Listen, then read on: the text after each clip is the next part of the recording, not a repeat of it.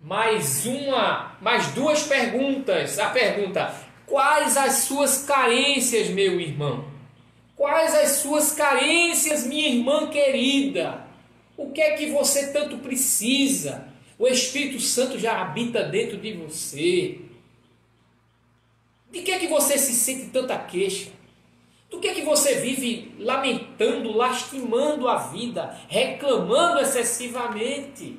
Se tudo aquilo que deveria chegar à sua mão já chegou ou vai chegar com a providência divina do Senhor Jesus. Quais as suas carências? O que é que deixa você uma pessoa tão murmurante? Essa é a pergunta para mim e para você, queridos irmãos. E mais a última pergunta: você depende dos outros para ser feliz? Acho que essa pergunta já foi respondida aqui nesse tópico, bem, que a gente a partir de agora comece a pensar as coisas, pensar acerca desses temas de forma mais madura e mais consciente no Evangelho.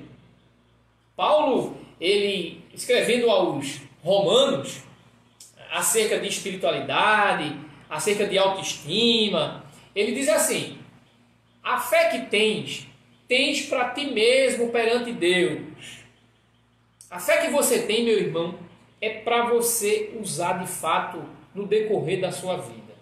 Amém? Não espere que o outro tenha a fé que você tem. A fé que tens para ti mesmo. A fé é sua, pessoal, subjetiva e intransferível. Às vezes eu estou vendo muita gente murmurando e demasiadamente triste, porque os outros da mesma casa talvez não tenham aderido à fé que nós temos. É muito bom, igreja, é maravilhoso quando nós vemos um ente querido, um filho, um irmão, um primo, um vizinho, quem quer que seja, vir a aderir à fé em Jesus. Ora, os céus se alegram quando um ser humano se converte. É maravilhoso, mas isso não pode ser o alvo da nossa felicidade. A nossa felicidade está em Cristo Jesus, no que Ele fez por mim e por você. Cada um tem a faculdade, tem o poder decisório de escolher a Cristo ou não, de exercer uma espiritualidade cristã, de desenvolver a fé dentro de si. Nossa missão é testemunharmos de forma límpida, transparente, termos um bom testemunho para que as pessoas vejam, mas não podemos garantir pela vida de ninguém. É vontade de Deus que você responda pela sua vida. A do outro é a do outro. Amém? E para finalizar esse tópico, eu gosto muito de um psicoterapeuta alemão chamado Dr. Bert Hellinger. Ele fundou uma linha psicoterápica magnífica chamada de constelação familiar. E durante os estudos dele, ele foi um padre alemão, ele pesquisou sobre tribos indígenas no continente africano e percebeu lá, estudando o comportamento das tribos, ele percebeu alguns princípios. Ele percebeu que nós, seres humanos, quando vivemos em comunidade, no decorrer, no andar, né, no viver com nossas famílias, a gente vai desenvolvendo alguns princípios que ele chamou de senso de pertencimento, senso de lealdade. Isso é algo que Deus colocou dentro dos nossos corações. É o ser leal ao meu pai, ser leal à minha mãe, o senso de pertencimento, saber que eu pertenço a meu papai, a minha mamãe, saber e nutrir, acima de tudo, o respeito pelos meus ancestrais. Isso vem de Deus, é um princípio divino. Mas o pecado, ele perverteu alguns desses princípios. E o que ocorre muitas vezes, infelizmente, que Dr. Bert Hellinger descobriu nas suas pesquisas, é que tem muita gente se utilizando dessa falsa lealdade, de uma falsa lealdade, de um falso sentimento de pertencimento. Como é que isso ocorre?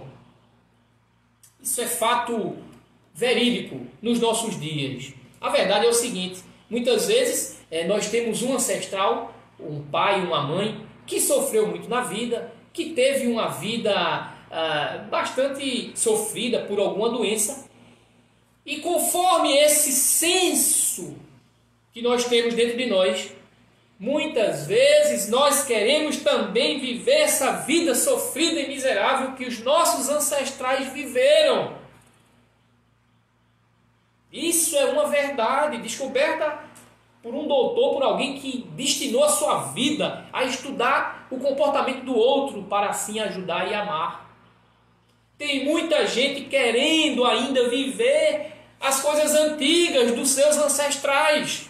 Ora, se minha mãe teve esse defeito, se meu pai teve aquele defeito, eu tenho que ter também. Ora, se minha mãe sofreu e padeceu de uma determinada doença, eu tenho que padecer também. Infelizmente, essa é uma realidade, mas não podemos jamais deixar essa ideia se instalar em nossas mentes. Espiritualidade cristã é isso, esse poder de autogestão. O que é do outro é do outro. Se um ancestral meu teve uma vida triste, se ele sofreu de algo, se ele sofreu adversidades no decorrer da sua vida, paciência. Já ele passou por isso, paciência. Mas a vida dele é a vida dele, a minha é a minha. Eu vou viver a minha vida para curtir e gozar as bênçãos que Jesus prometeu para mim nessa era, nos dias de hoje. Eu não posso me prender a raízes passadas. Infelizmente, muitas vezes essas coisas acontecem. E cria-se, sabe o que, igreja?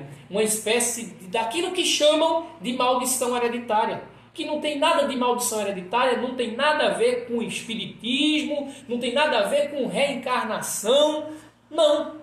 Simplesmente é um processo, é um fenômeno psíquico que se instala na mente das pessoas pelo desconhecimento da espiritualidade cristã, pelo desconhecimento da mente de Jesus, por desconhecermos o Evangelho, por estarmos alienados da verdadeira espiritualidade de Cristo Jesus, aquele que se manteve perfeito, aquele que soube administrar todas as adversidades, que tem uma mente focada no Pai.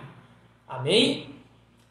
Então, igreja, finalizando o nosso penúltimo tópico, nós precisamos desenvolver a nossa espiritualidade, as nossas particularidades, lidar com quem nós somos, aproveitando as nossas virtudes, diminuindo os nossos erros, pedindo perdão a Deus a cada dia, pedindo santificação, libertação desses processos psíquicos malignos que se instalam em nossa mente por ignorância. Precisamos pedir a luz do Senhor Jesus a cada dia em nossas vidas, pedindo libertação para que Ele venha com a espada poderosa, rompendo as amarras que nos ligam e nos escravizam das memórias passadas, daquilo que um ancestral era, daquilo que um ascendente foi. Não é assim que devemos estar vivendo. Vivemos o dia de hoje em Cristo Jesus, o eterno agora de Deus em Cristo Jesus, nos recompondo, nos recriando, nos permitindo ser recriados, sermos felizes. É isso para que você foi chamado, meu querido irmão, minha querida irmã. Você foi criado para ser feliz, para gozar a vida como ela é de fato, no poder de Deus, na proteção de Deus, na providência do Senhor. É isso que Jesus quer na sua vida. Amém?